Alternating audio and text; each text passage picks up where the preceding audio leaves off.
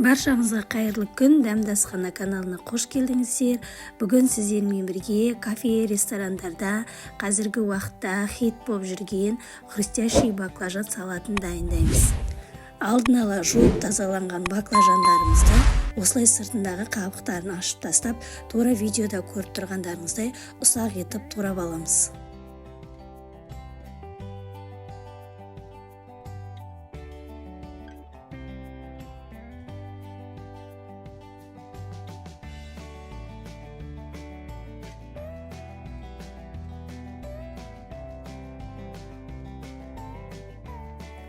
Турап алған баклажанымыздың үстіне мұздай суымызды құйып, және оның үстіне бір ас қасық тұзымызды салып, жақсылап араластырып 20 минутқа бетін жауып қоямыз.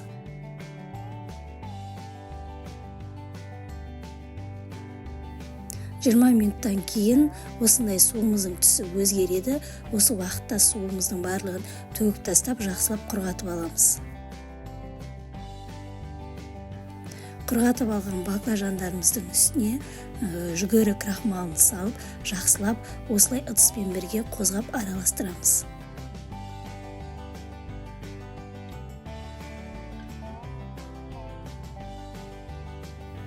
Міне осылай араластырғаннан кейін алдын ала қатты қысып тұрған майымызда баклажанымызды сап-сары етіп қуырып аламыз.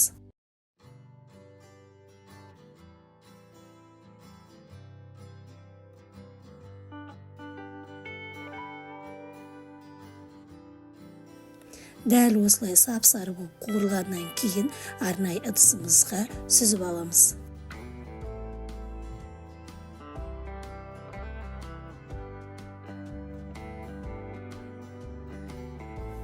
Сонымен біздің баклажандарымыз дайын. Көріп тұрғандарыңыздай өте қытырлақ, өте дәмді болып пісіп шығады.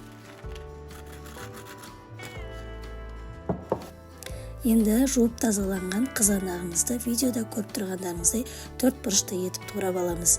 Қызанақтың орнына черри помидорларын қоссаңыздар да болады.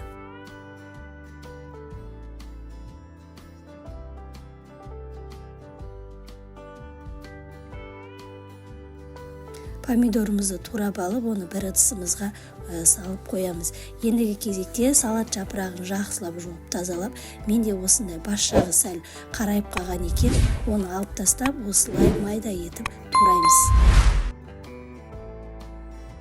Ендігі кезекте салатымызға құятын соусын дайындап аламыз. Алдыменен ерітілген әселіміздің үстіне біраз қасық зәйтүн майымызды және қара бұрыш дәмдеуіштерді қосып, жақсылап араластырып аламыз.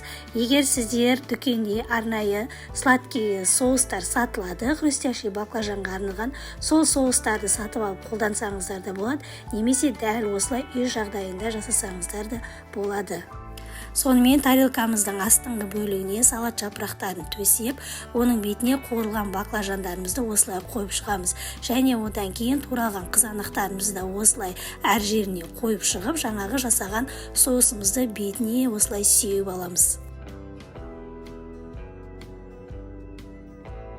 Дәл осындай екінші кезекте тағы да үстіне қуырылған баклажандарымызды қоямыз, және туралған қызанақтарымызды қойып, осылай қалған соусымыздың барлығын бетіне сеуіп, жаңағы туралған салат жапырағын бетіне сәндеп, әсемдеп қоямыз.